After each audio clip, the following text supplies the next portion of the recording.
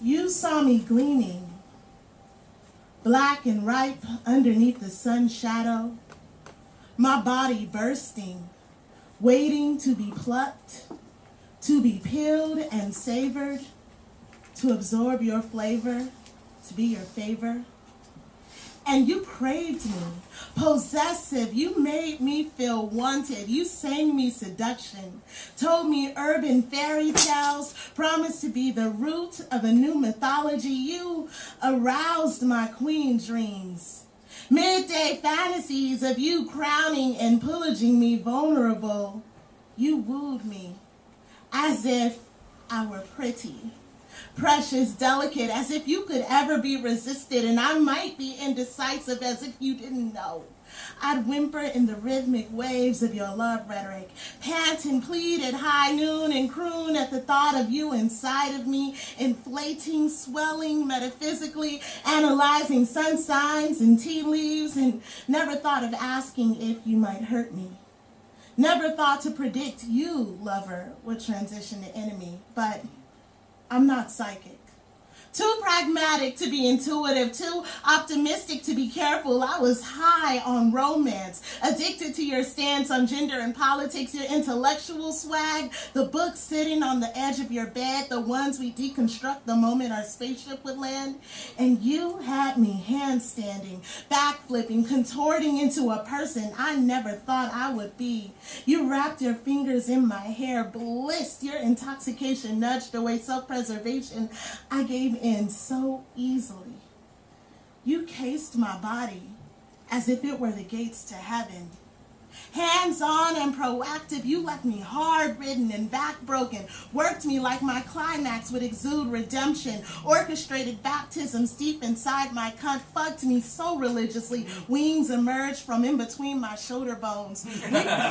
We penetrated the sky and had Jesus made wines. I wrapped my thighs around your hips, took in your tithes and offering, and called you freedom. You were more than another nut busted. We were cerebral. We were more pervasive than any rendition of the Bible, and similarly, we were a fabrication. We were your archive, and I was testament to your supremacy. I was the legislation that enforced your hegemony, a compilation of your bruises and insults, an anthology to the times you lied and said, you respected me. You would change for me. You were in love with me. I was another genocide in your manifest destiny, a liberated terrain, raped and colonized, a culture bastardized. You turned my body into the church of your choosing. You acquainted me with shame, and suddenly I wasn't certain of how much I believed in me.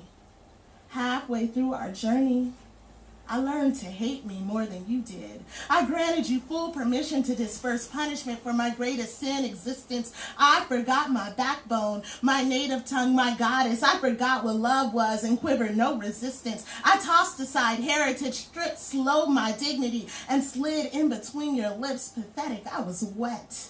I was juice in your mouth. I was swish, flick, sliver of your tongue. I was thunder, broken, low moaning. You were lightning. I was destructive. I chased you, begging you to burn inside of me. And you did. You set me on fire. You elicited a hurt that burned so hard I thought I was dead. There was no sex that could bring me back. No Lazarus fairy tales or plastic surgeons. There was no elixir or affirmation, no 12-step program, no academic consortium, no commercial promise, no pills, no patch, no beverage, no microwave dinner, no hidden messages, no workout, no timeout, no fasting, no religious holiday, no God, no prayer, no counseling, no easy bake redemption, no piercing or tattoo, no new friend or replacement girlfriend, no song, no dance, no anger-driven victory. There wasn't shit a motherfucking therapist could say to me. I wanted you.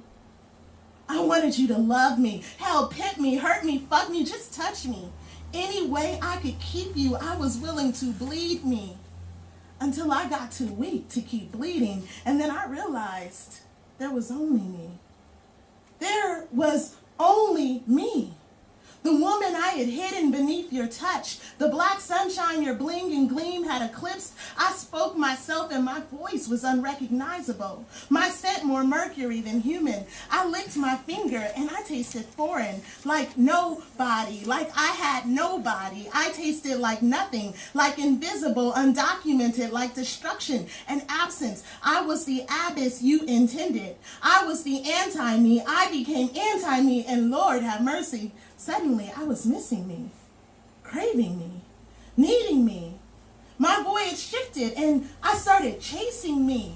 The memory of me, the flavoring of me. I built altars and shrines to me. I said prayers to me, painted masterpieces that were made of nothing but me, read books that my yesterday had written about me, wrote poems that were a testimony to me, homages dedicated to the seduction of me. I stuck my hands between my thighs and remembered the sweetness of fucking me, loving me, arched my back and learned how to orgasm me, screamed, moaned, panted, and released me. I let my hunger, fervor, desire, fire pollinate me. I was gravid with me, fell in love with the embryonic me, broke your binds and gave birth to me. I nurtured me, cared for me, protected me, fed me, sheltered me, and clothed me, taught myself how to stay healthy, literate, think critically, guided, and sustained me until suddenly I realized I was full of me.